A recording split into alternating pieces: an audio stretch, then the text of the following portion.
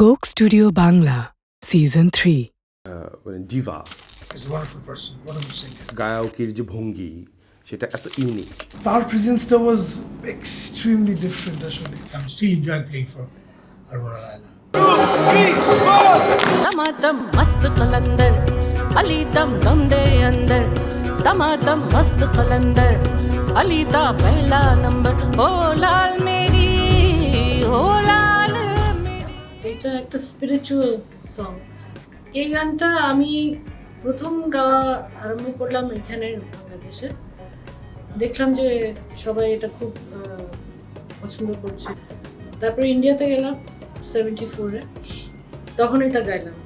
গাওয়ার পরে দেখি যে মানে ভীষণভাবে এখানে লোকেরা এটা পছন্দ করেছে। পরবর্তীতে আমার নামই দিয়ে দিল ওরা, দামাদাম মাস্ত কালান্দার গার্ল।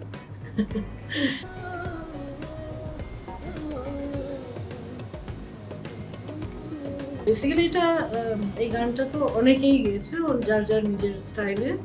আমি আমার স্টাইলে এটা একটা অন্যরকমভাবে গাওয়ার চেষ্টা করেছি।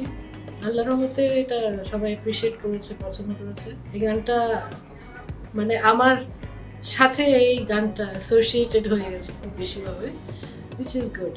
আর এই গানটা গাওয়ার সময় আমার খুব একটা ইমোশনাল একটা ইয়ে হয়, এবং অডিয়েন্স আমি দেখেছি যে খুব বেশি উত্তেজিত হয়ে যায় এই গানের লাস্ট যখন ক্রেশেন্ডোটা উঠে, তো তখন আমারও খুব একটা অন্যরকম ফিলিং হয়। আবার অডিয়েন্সকেও দেখি অনেকে হয়তো মানে নাচতে নাচতে ফেন্ট হয়ে যাচ্ছে। এই দামাদাম শুনলে আমাদের মনে হয় যেটা তো আমাদের হয়ে গেছে গানটা, অলমোস্ট নিজেদের গান মনে হয়।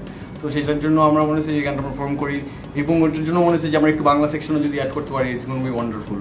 সো আমরা একটা হাসান রাজার গানও খুঁজে পেয়েছি যেটা স্কেলে মিলে কিছুটা, সো ওটা মিলেমিশে একটা যদি কিছু করা যায় সেটাই একদম লাস্ট মোমেন্টে এসে আমি জানতে পারলাম যে আমার 2 থেকে 3 দিনের মধ্যে একটা পুরো অ্যারেঞ্জমেন্ট ওদের করে শেষ করতে হবে।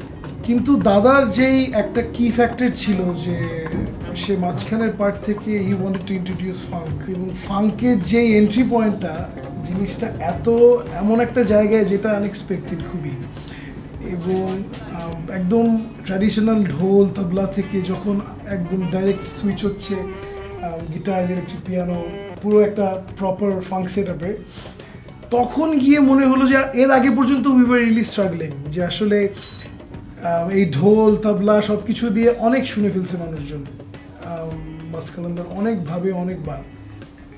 সো আমরা নতুন কি করতে পারি, সেখান থেকে দাদার মাথায় ঢুকলো যে সে এখান থেকে ফাঙ্ক ঢুকাবে, তার অন সেকশনস লাগবে। আমি জাস্ট তার হাত হয়ে কাজ করছি, আর কিছুই না। জাস্ট মানে উনি আমাকে আইডিয়াস দিচ্ছিলেন। এবং আমাদের এই গানটার সাথে একটা গান যেটা এত অদ্ভুতভাবে কানেক্টেড হয়ে গেছে, সেটা হচ্ছে এই দয়া করো বন্ধু যে গানটা আছে, যেটা মাখন গিয়েছে। এবং এইটা দেওয়ার আগ পর্যন্ত গানে মনে হচ্ছিল যে something is missing. Supremely talented মানুষগুলোকে যখন সুযোগ হয় একটা প্ল্যাটফর্মের থ্রু পৃথিবীর কাছে প্রেজেন্ট করার, এবং আমরা কি করতে পারি এগুলো দেখানো, জিনিসটা যেরকম কষ্টে ঠিক একই সাথে খুব আনন্দের।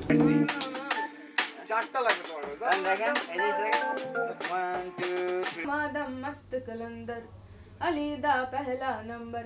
ओ लाल मेरी, ओ लाल मेरी।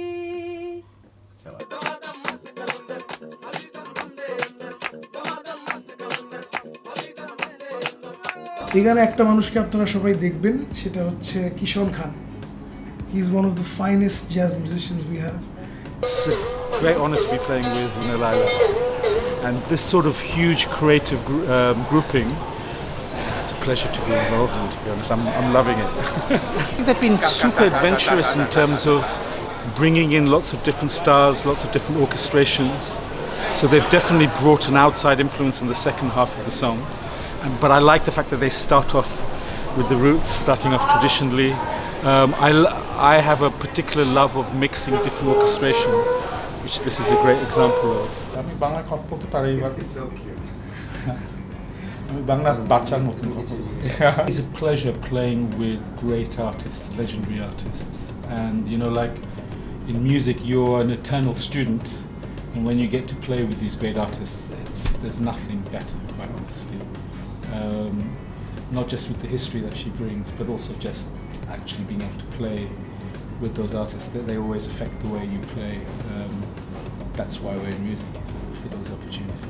Not just in Mast Qalandar, I've been supremely impressed by what's been going on here in Coke Studios. What's been really nice for me is seeing how creative all the musicians are allowed to be.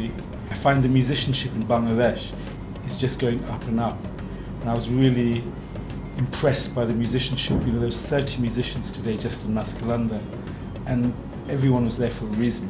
Aroni had everything in place for a reason, and it really worked, and he allowed all the different musicians, including myself, to give a little input, which just made the whole process very creative. It's a collaborative process. Music, our other generation, we have access to music from all over the world, to many styles. So it's very natural, our other generation, for us to be collaborating in this way. I mean, খুব খুশি এখানে থাকতে। I had a difficult time to stop.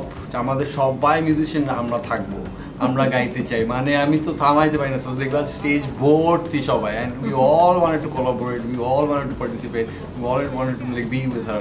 কারণ it's a very great big opportunity for us to perform along with her. It's a so অনেক জায়গা থেকে মানে যেমন বাইরে থেকে কিশোর ভাই আসছে লন্ডন থেকে, আমাদের ট্রম্বোন প্লেয়ার যে হর্ন সেকশনের ওরা আসছে জার্মানি থেকে।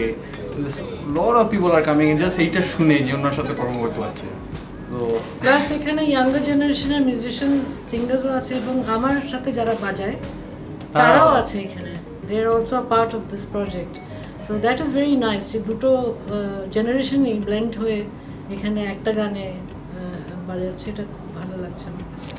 রুনার পর যখন আসলেন পাকিস্তান থেকে, তখন উনি পারফর্ম করতেন স্টেজে সাথে। তা ওনার সাথে স্টুডিওর অনেক সেশন ওনার সাথে দেখা হতো। এটা চলতে থাকতো, এরকম রেকর্ডিং চলতে চলতে উনি হঠাৎ আমাকে ডাকলেন। ওনার একটা ব্যান্ড আছে যেটা উনি লাইভ পারফর্ম করেন, সারা পৃথিবীতে ট্যুর করেন এই ব্যান্ডের সাথে। অলরেডি ওনার কিছু মেম্বার ছিল, আমাকে বললেন বেস বাজাতে। তাহলে তো 86 থেকে আজ পর্যন্ত বাজাচ্ছি। তারপরে পরের দিকে অবশ্য কিবোর্ডসে সুইচ করি। আমরা বলি RLC, রুরাল কনসার্টস। এটাই আমরা এই এত বছর বাজাচ্ছি। আজকে প্রথমে কোক স্টুডিওতে বাজালাম, রুনার মাধ্যমে এর অপরচুনিটি পেলাম বাজানো, খুব ভালো লাগছে। গানটা তো আমরা প্রতিবারই স্টেজে করি, আমাদের স্টাইলে করি। তো ওটার সাথে মোটামুটি কাছাকাছি মিলিয়ে ভালো লাগলো যে গানটার অরিজিনালটি রেখে কিছু অ্যারেঞ্জমেন্টস করে, কিছু ইম্প্রোভাইজ করে came out very well, very well. রুনার একটা জিনিস খুব ভালো লাগে যে উনি তো শুধু বাংলাদেশের সিঙ্গারটা, উনি সাউথ এশিয়ান রিপ্রেজেন্ট করেন ওয়ার্ল্ডে। এবং আমরা যেখানেই যাই, ইন্ডিয়ান, পাকিস্তানি, বাংলাদেশ তো বটেই, শ্রীলঙ্কান সবাই চলে আসে। লাস্ট 10-15 ইয়ার্স ধরে রুনা লাইলার সাথে বাজাচ্ছে। রূপতনু শর্মা, দি কিবোর্ডিস্ট, আমাদের আজকের beautiful guest for Coke studio Bangla. একটি গানের জন্য ওনাকে পেয়েছি, কিন্তু পুরোপুরি আমরা অনেক এনজয় করছি। বলো কাকু, কেমন লাগছে? অনেক ভালো লাগছে যে কোক স্টুডিওতে এসে রুনা আপার সাথে আবার নতুন করে বাজাচ্ছে এবং সবার সাথে একসাথে পার্টিসিপেট করছে। এটা আমার কাছে অনেক একটা মানে এনজয়েবল ব্যাপার। Don't miss it, enjoy. Runa আন্টির সাথে বাজাচ্ছে I think for over the 48 years. 48 years. Hello, 48 years to play along with an artist. তো অ্যাজ ইউজুয়াল ভালো লাগছে। কোক স্টুডিও যখন বাংলাদেশে প্রথম কাজ করছি কোক স্টুডিও, নিজের কাছে আই ফিল প্রাউড যে আমিও মানে পার্টিসিপেট করতে পারছি কোক স্টুডিও রেকর্ডিংয়ে। অ্যান্ড আমার আগে ওটা পরে পরিচয়, কিন্তু উনি তবলাবাদক মিলন ভট্টাচার্য। আবার আগামীতে যদি আরো হোক বাজাবো। এই পুরো সিচুয়েশনটা একটা সেলিব্রেশন। হ্যাঁ, তো দুইটা তিনটা জেনারেশন, অনেকগুলো জেনারেশন একসাথে কাজ করছি। That's a bridge. সেটাই আসলে। Thank you, Coke Studio. Yeah, same vibes, same sort of chaos, but it's gonna be good fun, I think. Yeah, I love it.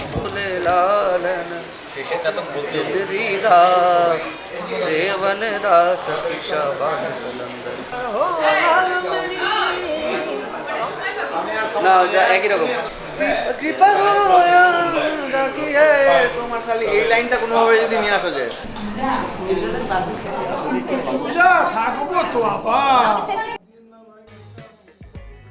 মানে ওনাকে আমি স্টাইল করবো এটা চিন্তা করে, you know legend like her, she is the legend that she is. She was very nice, very cooperative, and আমি ওনাকে অনেক র্যান্ডম আইডিয়াস দিচ্ছিলাম যে এটা পরে তাহলে শি ওয়াজ ভেরি কাম, সব কিছু শুনতেছে, সব বলার পরে দিশা আমি তো শাড়ি ছাড়া কিছু পরি না। She was also happy with that যে কালো শাড়ি পরবো আমরা। তো ওইটাকে কিভাবে স্টাইলাইজ করা যায়, তো তখন আমি বললাম যে একটা স্টোল দিই অন্য সাইডে, বিকজ মানে উনি সবসময় শাড়ি পরেন, শাড়ি পরেই পারফর্ম করেন, বাট আর কিছু কখনো দেখি নাই শাড়ির সাথে। তো তখন সেই সেট যে ওকে আমরা এটা ট্রাই করতে পারি। রুনা ম্যাডামেরটা চিন্তা করার পরে বাকিদেরটা চিন্তা করেছি যে উনি যদি ব্ল্যাক মাঝখানে পরে দাঁড়ায় তাহলে বাকিদের কি হবে। তো বাকি আমাদের সেটটার মধ্যেও একটু রেডের টাচ ছিল, সো আমি বাকিদেরকে একটু ডার্ক কালারের মধ্যে রেখেছিলাম, যে মারুন, ব্ল্যাক এই ধরনের কাপড় পরলে যাতে সবাই সেটের সাথে মিশে থাকে and she stands out. Runa Laila aunty উনি মাস্ট কালান্দার গাবেন কোক স্টুডিওতে এবং পুরো হাউস ব্যান্ড থাকবে। সো আমার কাছে পুরো জিনিসটা আমি এরকমভাবে দেখছিলাম যে basically the whole house band is celebrating the presence of Runa Laila. আমি তখন থেকে আমি একটু ভয় ছিলাম ইন আ সেন্স, যেটা হলো গিয়ে আমাদের উনি তো লাইক ডিভা, হ্যাঁ, এবং উনি এত গর্জিয়াস এবং ওনার গায়কের যে ভঙ্গি সেটা এত ইউনিক, সেইটাকে একদম না ভেঙে কি করে কিছুটা নতুন করে ওনাকে প্রেজেন্ট করা যায়, এটা ছিল একটা। আরটা ছিল যে এই পুরো হাউস ব্যান্ড যে ওনার প্রেজেন্সকে সেলিব্রেট করতেছে, এইটা কি করে আনা যায়। তো সব মিলে আমার কাছে মনে হয় একটা রাউন্ড বা সবাই মিলে একসাথে গাইতে পারে এরকম একটা ডিজাইন যদি এটা করা যায়, যে একটা বড় টিম একসাথে সবাই মিলে গাচ্ছে, ওই জায়গা থেকে রাউন্ড চিন্তাটা মাথায় আসছে। ছোটোবেলা থেকে মাঝখানে একটা গানটা শুনতেছি বিভিন্ন টাইম বিভিন্ন সময়। অনেকজন মিলে গান গাওয়ার একটা মজার বিষয় আছে, এটা হচ্ছে আমাদের গ্রামে বা কোনো একটা বড় রাজকীয় বাড়ি বা আগের দিনে যে ক্লাসিক যে বাড়িগুলো ছিল ওগুলো একটা কোর্টইয়ার্ড থাকতো, মাঝখানে একটা বড় কোর্টইয়ার্ড থাকে। ওই কোর্টইয়ার্ডে অনেক সময় রাতের বেলা কাওয়ালি গানের এক ধরনের আসর হতো, সবাই মিলে বসে চারপাশ ঘিরে গান গাচ্ছে। তো ওই জায়গা থেকে মনে হয়েছে যে মাস্ট ক্যালেন্ডারের যেহেতু রুনাপা গানটা গাবে এবং কি সবাই চারপাশ থেকে তাকে যদি ঘিরে ধরে তাহলে জিনিসটা অনেক ইন্টারেস্টিং কিছু একটা দাঁড়াবে। তো এই কারণে মনে হচ্ছে এটা একটা কোর্টইয়ার্ড ডিজাইন যদি করা যায়। দেন আমার মনে হচ্ছে এটা সিলিংয়ে আসলে কী থাকে, মানে এই ধরনের বাড়িগুলোতে খুব ইন্টারেস্টিং কিছু বিষয় থাকে কোর্টইয়ার্ডগুলোতে। অনেক সময় অনেকের কাপড়ের অনেক শ্যান্ডেলিয়ারের মতো ঝুলায় রাখে, অনেক সময় যাদের অনেক রিচ যারা ছিল তারা বড় বড় শ্যান্ডেলিয়ার ঝুলায় রাখতো, বিশাল শ্যান্ডেলিয়ার। তো আমার কাছে মনে হচ্ছে আমরা তো আসলে শ্যান্ডেলিয়ারটা এভাবে ঝুলাতে পারবো না, তো আসলে আমরা কী করবো। তো আমাদের স্কিমের জায়গা থেকে রেড অ্যান্ড হোয়াইট এই ব্যাপারটা, এবং কি আর আমি যে টেক্সচারটা নিচ্ছি, যে প্যাটার্নটা নিচ্ছি, এটা টোটালি একটা কার্পেটের প্যাটার্ন বা কার্পেটের একটা ফেস্টিভ্যাল থেকে আমি এটা কালেক্ট করছি, বাট কার্পেট শ্যান্ডেলিয়ার আমি বানাইনি। আমি আমার জায়গা থেকে এক ধরনের ক্লথ দিয়ে জিনিসটা ডিজাইন করা হয়, এটা হচ্ছে cloth print AUV cloth Samsung, এটা এরকম একটা নাম। এটা R&D করার সময় আমি এরকম সিলিংয়ে কোনো একটা প্যাটার্ন বা সিলিংয়ে কোনো একটা স্পাইরাল শ্যান্ডেলিয়ার বা কিছু ক্রিয়েট করবো, এরকম খুঁজতে একটা ইন্টারেস্টিং জিনিস, যে কার্পেট ফেস্টিভ্যাল নামে একটা ফেস্টিভ্যাল হয়, সেটা বাংলাদেশে না, এক ধরনের ফেস্টিভ্যাল যেখানে চারপাশে শুধু কার্পেট দিয়ে এক ধরনের শ্যান্ডেলিয়ারের মতো ক্রিয়েট করছে, ইন্সপায়ার হয়ে নেমে আসছে কার্পেট করা। তো ওইখান থেকে পুরো জিনিসটা নেওয়া। তো আমার কাছে মনে হয় দুইটাকে ব্লাইন্ড করলে আমাদের জন্য খুবই ভালো হবে এবং কম্বিনেশন ওয়াইজ খুবই সুন্দর কিছু একটা হবে।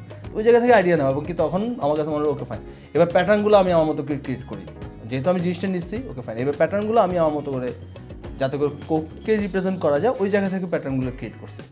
অনেস্টলি স্পিকিং রুনা আন্টি মানে ওনার পজিশনে না দাঁড়ানো পর্যন্ত আমি খুবই ভয় ছিলাম। বাকিরা সবাই বসে উনি দাঁড়িয়ে, বিকজ আমরা ফার্স্টে একটা টেনশনে ছিল আমরা ওনাকে বসাবো নাকি ওনাকে দাঁড় করাবো। তারপরে একটা পর্যায়ে আমরা সিদ্ধান্ত নিলাম যে না, ওনাকে দাঁড়ি করাই, মানে কারণ হলো গিয়ে যে ওনার একটা কমফোর্ট জোন আছে, হ্যাঁ, কারণ এই গানটা সবসময় দাঁড়িয়েই গাইতে দেখেছি আমরা। ওনার থেকে ভেঙে খুব বের করে কোনো কিছু আমরা করতে চাই না ওইটা। আর তারপরে যখন উনি দাঁড়ালেন ওকে ফাইন, জিনিসটা ঘটবে। অ্যান্ড সবার মধ্যে যে এনার্জি ছিল, ইভেন ওনার মধ্যে যে এনার্জি ছিল, is splendid. This song is associated with me in a big way. যেখানে আমি কনসার্ট করতে যাই, যখনই যাই, I stand on stage and people are shouting damadam damadam damadam. So এই গানটা আসলে is ওইটা ছাড়া ওই গানটার মধ্যে কিন্তু আরেকটা জোশ আছে একটা, and it appeals to everyone. এবং সবাই মিলে পারফর্ম করার জন্য I think this is the best song. But আমি একটা জিনিস বলবো যে যতটা সিনিয়রসদের সাথে কাজ করে আমি মজা পেয়েছি বা ভালো ভালো গান পেয়েছি, ইয়াঙ্গার জেনারেশনের সাথে কাজ করে আমার খুব ভালো লাগে, because I learn a lot from them also, and they have some different ideas and they do something differently. ওটা আই লাইক দ্যাট, মানে ওই অ্যাডাপ্টেশনটা সুন্দর লাগে আমার কাছে, and I think Arnab has done a great job. দেখছি যে যেরকম ইটস অল কি বলবো মড হ্যাঁ হ্যাঁ, তো তখন আই কুড রিলেট টু ইট, যে আমি ছোটবেলা থাকতে, আমরা ছোটবেলা থাকতে এই রুমই ছিলাম, একদম এরকমই হইতাম। সো আমার মনে হচ্ছে সামহাউ উই ক্যান কানেক্ট, যে আমি ফাঙ্ক যখন আমরা এই মিউজিকটা যে, সো আমার মনে হচ্ছে যে প্রথমবার শোনাতে আমি ভয় পাচ্ছিলাম যে এটা ট্রেডিশনাল একটা ফর্মের মধ্যে এটা উনি কীভাবে নেবে, but somehow I had a যে কনফিডেন্স যে উনি পছন্দ করবে, বিকজ উনি সামওয়্যার ডাউন দ্য লাইন আমার মনে হচ্ছে যে ওনার ভেতরে অনেক ইয়াং এখনো।